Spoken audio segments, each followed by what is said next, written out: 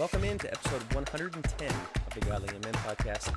Will has put together a fantastic outline. I'm genuinely excited. We're excited about this episode. Yeah, we're excited about it. And we've talked about this a little bit, and Will mentioned this a few weeks back, I think, of what if we did one on humor? And I thought, man, that sounds great, but can we get enough out of it? And he has a robust outline for us to go through today. And so I love it. I think he's got a lot of good points that he makes here. 10, actually, we're going to go through that I think is really important. But Will, why does this one matter to you? Yeah, so, and I'll start by saying we try to do a very good blend on this podcast of heavier episodes mixed with some lighter episodes. Obviously, some of the things we discuss are incredibly, incredibly important.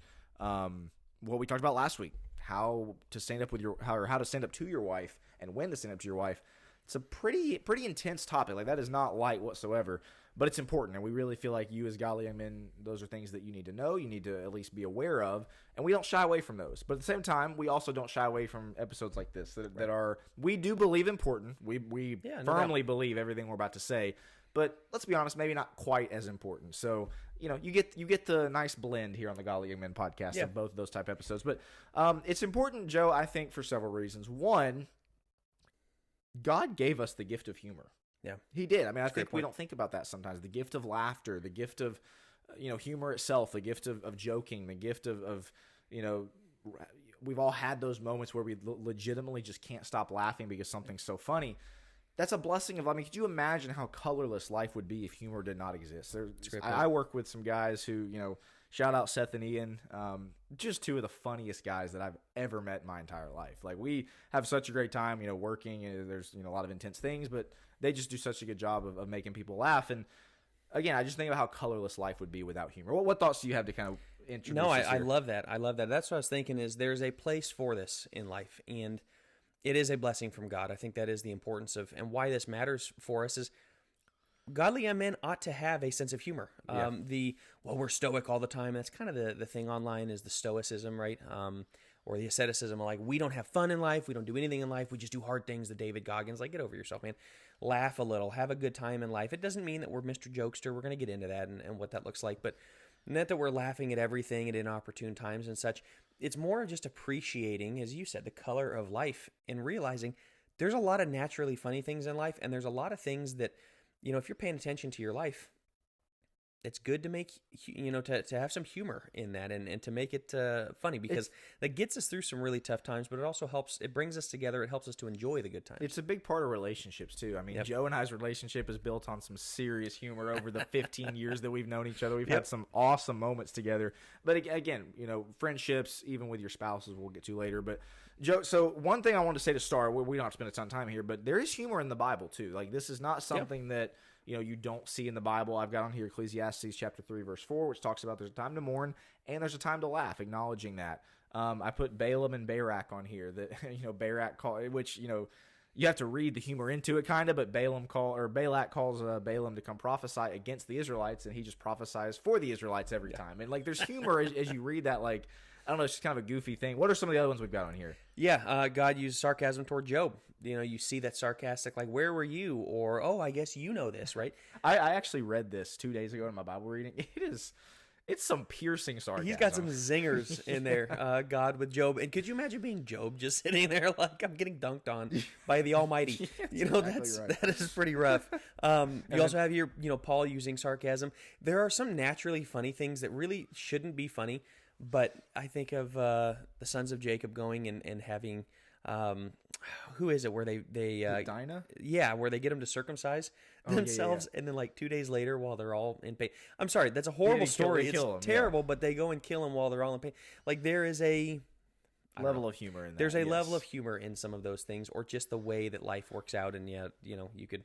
If you don't think that's funny or you're mad at me, sue me. Sorry. Lighten up a little bit. Yeah, I was going to say, there's just some humorous moments in the Bible. So even the Bible, and I'm glad you put that on here, because there are some fuddy-duddies, whatever you want to call them, that just, man, they take everything seriously, especially some of the older crowd. Yeah.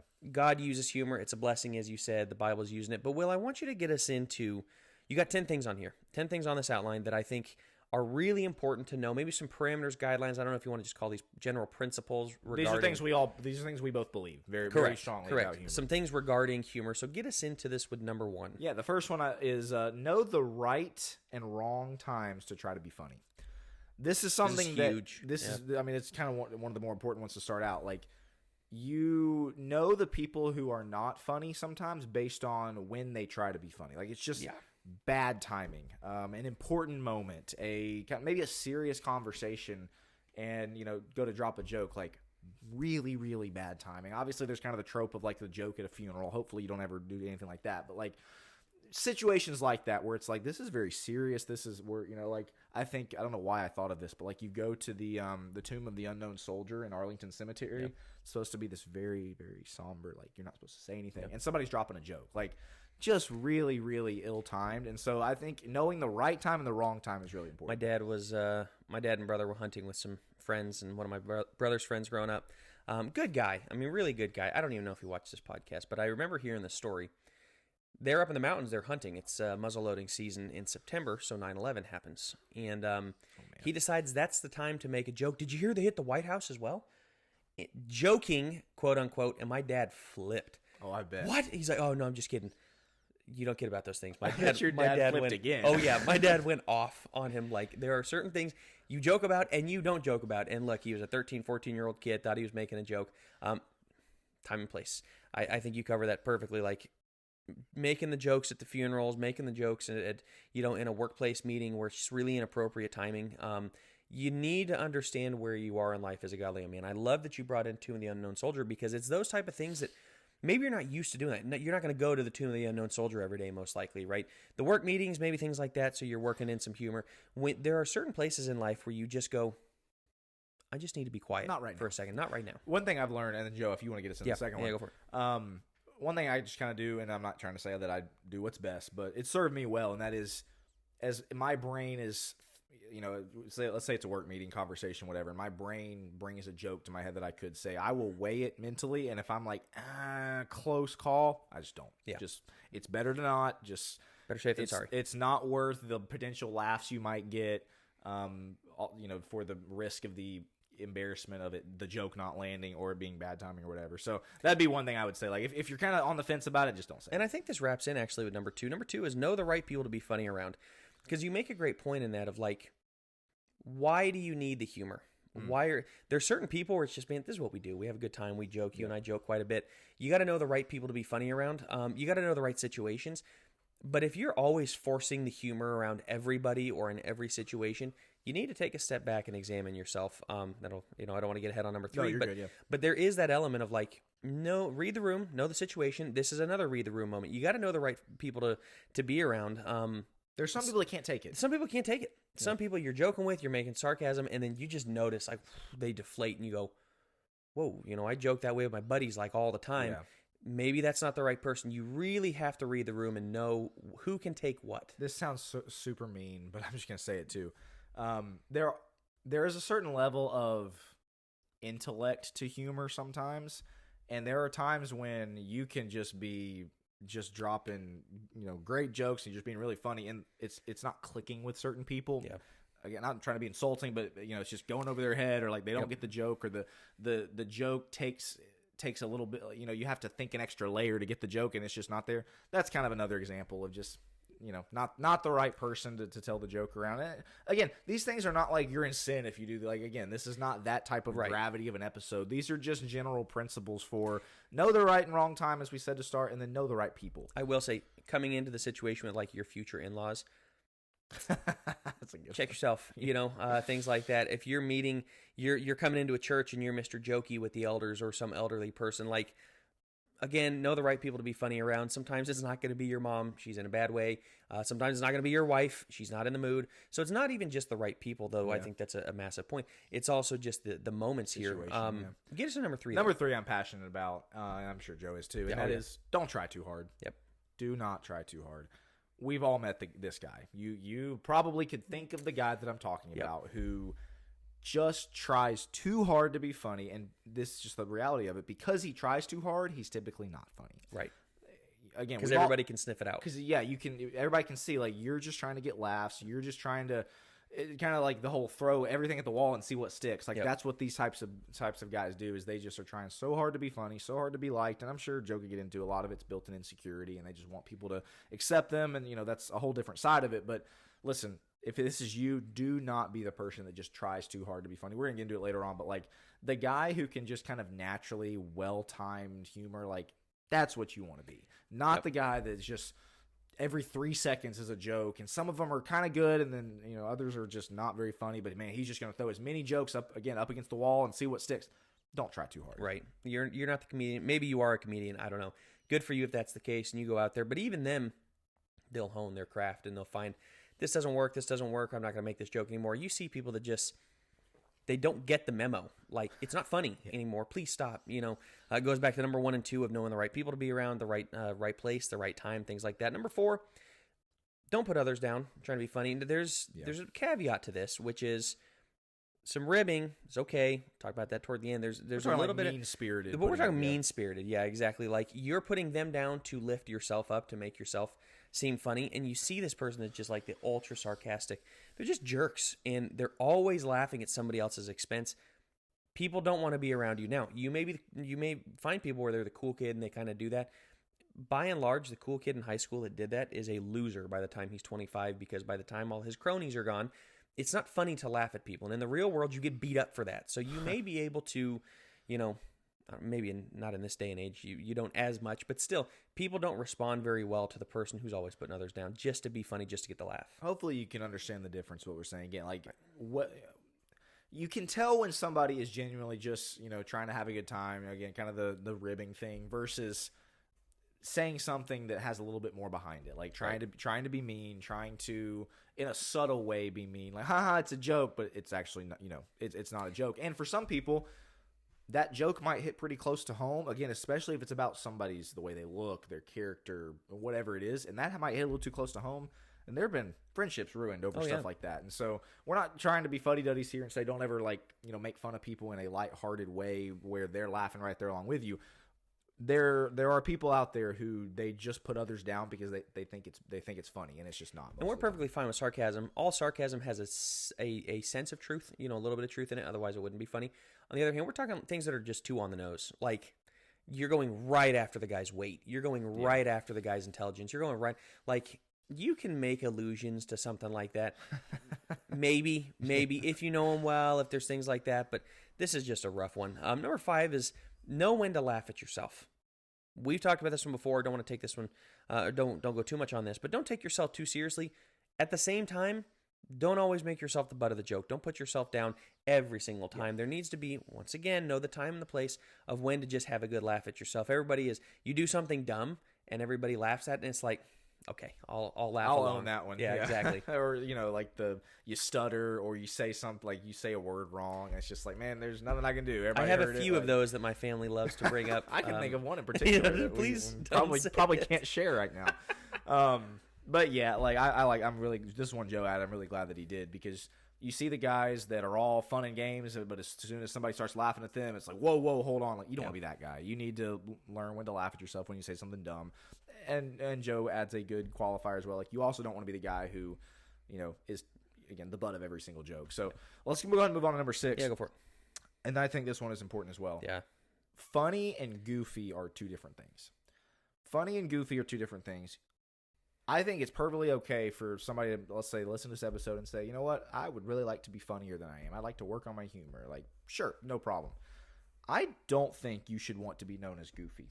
I'm curious. I put this outline together. Joe looked at it a few minutes before, and so he didn't. That one stood out. He's to kind me of reacting to immediately. this in real time. Yeah. That was one of the ones that stood out immediately. The rest are like, yeah, it's pretty good. And I saw this one, I thought, man, what a great addition, because I couldn't agree more. I don't think I would have come up with that. This is a perfect addition when it comes to being known as something. Name one person that you take seriously that's known as goofy. You see the preachers, they get up in the pulpit and they're making the goofy jokes, and they're kind of dressing goofily, and they have the bow ties, and just, they're goofy. I don't take that person seriously. Maybe that's a flaw on my end, but you don't either. And almost anybody I know doesn't really take them seriously. And that's partly what they're going for, is it's a little bit of that goofy, like, off-putting, and yeah, we're all just having a big laugh. Like, no, there's a difference between making a joke here or there versus being known as the goofy guy. And that's off-putting to me. Yeah. And I don't fully know why, but it's just, it's off-putting. It's like, It's not just you. It's really not. Yeah. Like, I think, and if you're having a hard time trying to kind of differentiate between the two things, like, again, funny is just somebody who you are able to say the right thing that makes people laugh. You're able to use humor in a way that brings, laughter and smiles and whatnot, versus the goofy guy that's like, clumsy on purpose, Right. and I'm just a goofball, and a lot like of physical comedy. kind of I the guess, class clown almost. Again, you probably can think of somebody like that, and typically, I think the reason why this bothers both of us is because typically this is the person that's trying too hard. Yeah. To go back Yeah. to number 3, this Great is the point. person who just either wants that to be a part of their personality or wants to be known as Mr. Goofy, and so they kind of go overboard on it. And yeah, Joe, I like what you said. Like, think of the people that you respect the most highly. Are any of them goofy? I don't want to speak for you. In my life, I can think of the top 5 people that I respect the most. Goofy is not a characteristic that I would describe. Some of them are funny. Funny is a characteristic for some of them, but not goofy. So yeah, I mean, I was thinking about the character Goofy and Pluto and all that, right? Like, he talks like an idiot. He talks like an idiot. Yeah. It's the physical comedy. Everything else, like, if you're wondering if Goofy, just go to Goofy. Is there anything like that? Anything that kind of looks like you're Goofy? Because I was thinking about that. Like, I have a tough time thinking of Donald Trump as a goofball. Yeah. And that would be JD Vance is a goofball. Yeah. Right. Like, you take them seriously because they have a great. You can listen to JD Vance. No, the guy has a great sense of humor. But he's not. The other thing that goes along with Goofy is a lot of times it is kind of the trope, and it is their personality, and it's their identity. And so maybe it comes along with, we dunk on this all the time. It comes along with like the Funko Pops and the things like that, or the anime or whatever it is, where like they have this identity built around the Goofy. Try not, to the best of your ability, try not to be that, because we want people to take us seriously, and not seriously the point of like we never have fun. Obviously, There's a balance here. there's a balance here. Go ahead and get to number 7 because it very much ties into this. Yes, don't make funny your number one personality trait. Don't make it your number one personality trait. That's not what you want people thinking about when they think of you. Is, oh yeah, he keeps. There's a caveat here. You're going to have some people that go, man, he's a funny guy. That's perfectly fine. If the only thing they can think about is you make a joke out of everything, kind of going to the guy that tries too hard, or if that's the number one thing and they don't think about, like, you can never have a serious conversation with them. They don't ever think about you being like the deep friend that can talk on multiple levels, or that gets emotional or whatever it is. All they can think about is how he just has a good time and laughs all the time. I don't know. I don't think that's what you want to be known as. This one might sound weird too, of like, don't make fun of your number one personality trait. I want to make sure we're clear, like, and I don't want to speak for Joe, I would like to be known as somebody who is funny. Yeah, no like, doubt. I would like for people to think of me in a lot of different ways. One of them being, yeah, he's funny. Like, he's good at humor. He knows when to make a joke, that kind of thing. I don't want that to be the first thing that people think. Right, not number one. Will's just hilarious all the time. And I would say, though, the one exception is if you're going into the field of comedy. Like, if you're going to be a comedian, sure, this should probably be your number one personality trait.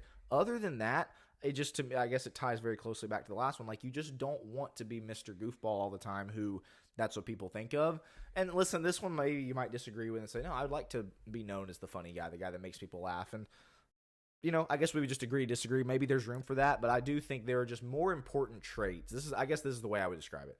There are more important traits that you should be known for. Yeah, instead of just being Mr. Funny. Hard worker, dependable, reliable, spiritual, righteous, godly. Right. Like, I could keep going. Like, there's just so many things. Successful. There's just so many things that I would rather be thought of first than funny. But yeah. Number 8. This is kind of more of a lighter one. I was gonna say, go for it. I'll Yeah, go ahead yeah. and get us in this one. Number 8. Marry someone you think is funny. Some of these other ones have been don'ts. Don't do this. Don't do this. This one is definitely a kind of a more push in the positive direction. Marry somebody you think is funny. I joke around with my wife. I think Rachel does actually pretty faithfully listen to this podcast. She's a little behind, but I tell her that, jokingly, of course, that I think I married the second funniest person in the world, second to myself, of course. But really, like, joking aside, I think she's very funny. We laugh at each other all the time. We joke around a good bit. If you have a marriage or a relationship where that is a non-existent factor, I don't want to speak for you. I wouldn't want to be in that relationship. Right. Like, it just does not sound very fun. Well, flip to the other side. You want to marry somebody who gets your humor, who thinks you're funny as well. That's good. You and once again, it's not like, oh, we're just a couple of goofballs. No, I want somebody who understands my sarcasm, who understands my references, who understands all of these things. No, your spouse is not ever going to, like, your wife isn't going to understand all the references of your childhood, but hopefully that's part of you guys building a close connection together, is you find things mutually funny, and she can make a joke, and maybe a cutting joke here or there, or whatever it is, that just is hilarious. You want that because the person that's like, okay, yeah, I'll just go do that all the time. No, you want somebody who has a little bit of life in them. And I think humor is a great litmus test, actually, to see, do they have a little spunk? Do they have a little fire? Do they have a little bit of life in them? Because the person that is super kind but doesn't ever really joke, has no sense of humor, doesn't really laugh at doesn't get your jokes, I'm telling you, it goes back to the very thing that first thing that Will said.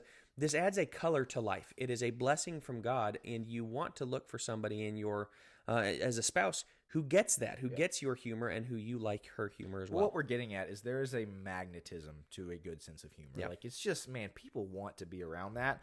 And again, so like when you're looking for somebody to marry, hopefully that's a part of the magnetism that she has towards you, and obviously you towards her, that draws you two together. I try not to spend too much time on Instagram.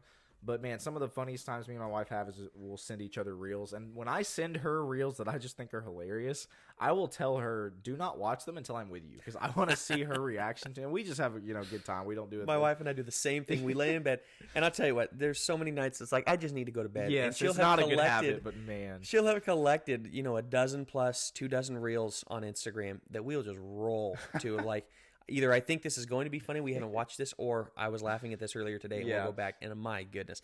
I mean, it's a ton of fun. We're laying in bed, kids are down, we're about to go to sleep, and you get this. But and if I know you you're not guys supposed to didn't look have at the same screens and type whatnot, of sense of humor, you wouldn't be able to do that. Correct. It would have been like, okay, that's weird. And I've seen this.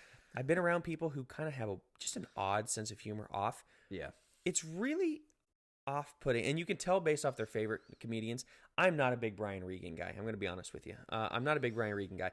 However, Nate Bargatze, guys like that, hilarious. Some of Seinfeld stuff is really funny. Like, if you listen to certain comedians, some are very, very dirty. You got to be careful. But you can kind of tell based off of somebody's humor what it's going to be like. I think a good example of this, and clarification, you got to watch it on Clear Play, clean up the language. There's some stuff you got to skip past. I think of The Office. I've met a lot of people that are like, I don't find The Office funny.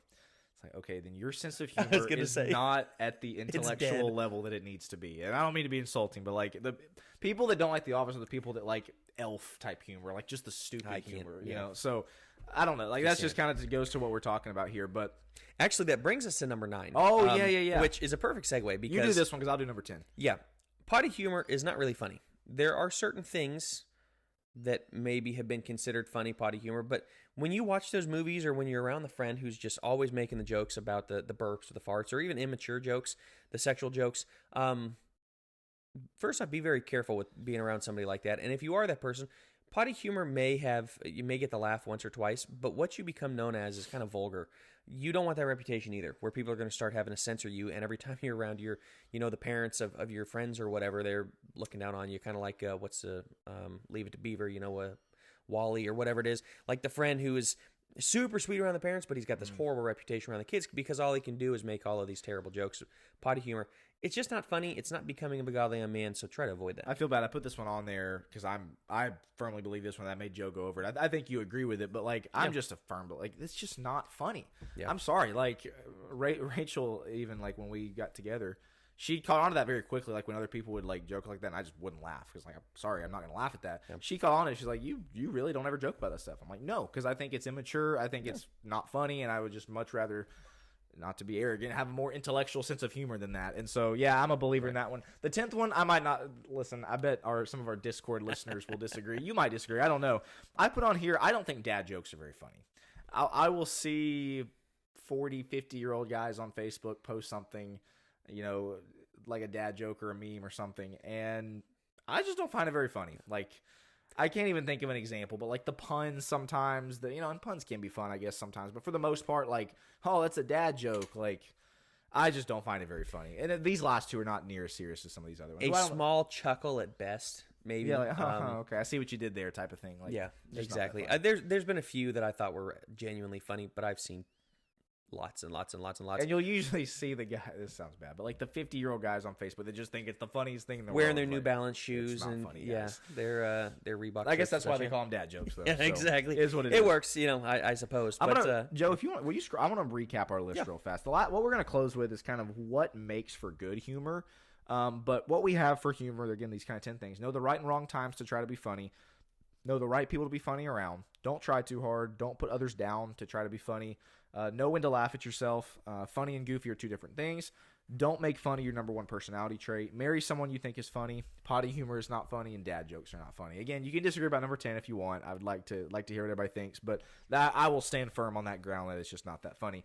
Joe, let's get to this question though. What makes for good humor? And this is where we'll wrap up. We won't spend too much time here, but what makes for good humor? I think we can all look at some things, and we just spent some time on what is maybe not good humor, like bad humor or just not funny humor. What do you think makes for good humor? Yeah, I mean, if you're looking to be funnier, there's a element that's well timed.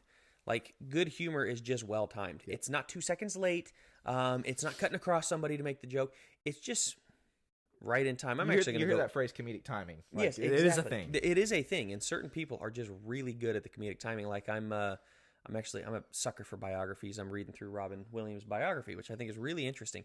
And the timing, the quick wit. Really? I'm not a quick wit.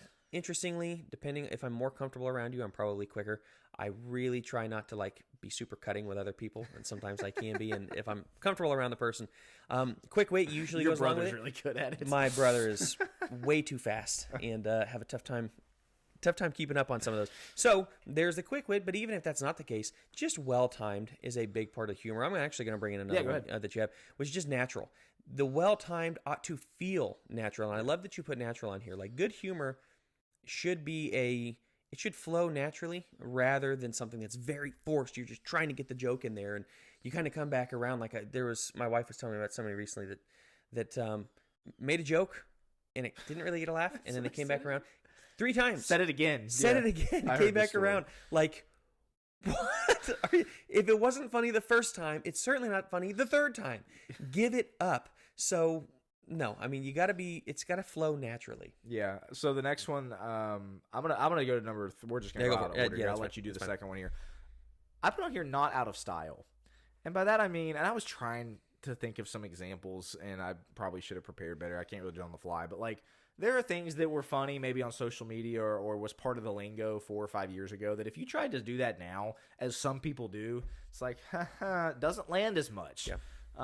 Again, I feel bad because I don't have any examples off the top of my head, but there are just things for whether it be phrases or, again, just jokes that it's like, okay, that might have been funny 4 or 5 years ago. That is not funny right now. And there's just some people that are a little bit late to that party. Yeah. And it's like, you still think that type of joke is funny and it's just not. Yeah. Yeah. Especially if you get into the fads, the mustaches or, mustachio question, those type of things. Like, okay, that may have been almost funny in 2015. Not anymore.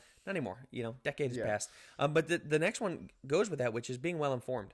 So much of humor is you've seen it, you've heard it, you've been around it. You have to live a little bit. You know the references. It doesn't mean you have to go watch every show or anything else, but sometimes be careful on this one.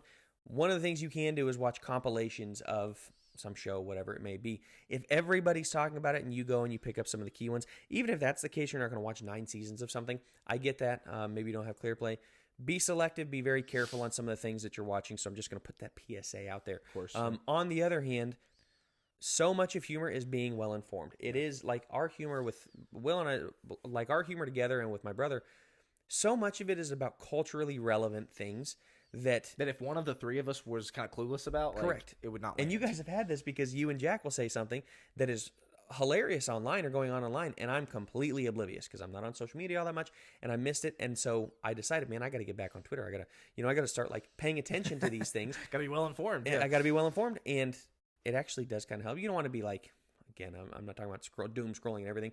I'm just saying, make sure that you kind of are in the know on some of these things. So much humor is going to go above your head if you have no idea about anything in life. Yeah, so this is a call to just be well informed, be well read. The next one I would say, what makes for good humor, sarcasm. Sarcasm is a very great sense of it. Again, you got to be well timed, and you got to make sure that, and we'll get into the next one, but you got to make sure you're not cutting necessarily, but sarcasm is just funny. I don't care who you are. That's just I feel like that type of humor will never go out of style. People can do it really poorly sometimes. Again, you can really overdo sarcasm, I think. Just again, the nonstop everything is sarcastic. Probably overdoing it, but the people who once again are very well timed with it, who will drop something, it's just that is hilarious, even though it was just sarcastic. And then the last one we have on here, Joe, and then whatever final thoughts you have. good-natured ribbing. This goes back to it is okay. I mean, Joe and I and Jack, we rib each other all the time, and it's just part. I rib my brother Luke like just nonstop. It's what we do, and nobody gets their feelings hurt. Yep. Nobody. I don't think Joe leaves the Zoom calls. They hate me. Like, no, it's good natured. We're having a good time. It's part of it. Nobody takes themselves too seriously. Exactly. Yep. Like that, I don't know. That to me is some of the most fun humor. It actually can be a camaraderie building thing. That's true. Where you're one of the guys. If they don't joke about you, sometimes you're going, do they actually like me? Do they like me? Do they know anything about me? It's good to be one of the guys, so don't take things too seriously. Enjoy the good-natured ribbing. Give your buddies a little, little push here or there and on your jokes. Just enjoy it. Have fun with it, but be careful on some of those things that can get carried away if you're not watching out. On the other hand, man, I love that we end on this one, good-natured ribbing. That's really what this is all about. It's just being good-natured about it. Recognizing there's a time and place for humor, recognizing all the things we talked about in the top 10. And then in the good humor, just be well-timed, be well-informed, make sure it's not out of style. Let it be natural. Sarcasm is good. Yeah, it can go a little too far, but by and large, I think sarcasm is perfectly fine. There's a lot of people that, oh, no, you can't say that. Sarcasm is okay. God has sarcasm. Paul has sarcasm, as we said. And then the good-natured ribbing. These are the type of things that if you don't have a great sense of humor, we can learn in some of those areas. Be around other people that are going to give you a little, be a little hard on you, a little good-natured ribbing. And so I don't think I have much more to add. I think hopefully you enjoyed this episode. I was going to say, I think this is a fantastic outline. Once again, I didn't know how much we were going to get out of the humor one. I thought, yeah, we'll get a few thoughts. Will put together this fantastic one of just all of these things that it's important. It was really what it comes down to. It was one of those where I was like, I put something down. I was like, oh yeah, da-da-da. Oh yeah, da-da-da. And I would look down and have like eight or nine things. I was like, Joe, I need one more to get to 10. But we would love to know your thoughts and comments. Let us know if you're in the Discord. Hit us up in the episode chat channel. And sorry, still learning the Discord lingo. And let us know what we missed, what you think about this. Again, not quite as serious as some other episodes, but we do believe all these things. So yeah, we appreciate you listening as always. We'll be back next week with a little bit more serious one. But thank you for listening and watching as always to the Godly Young Men podcast.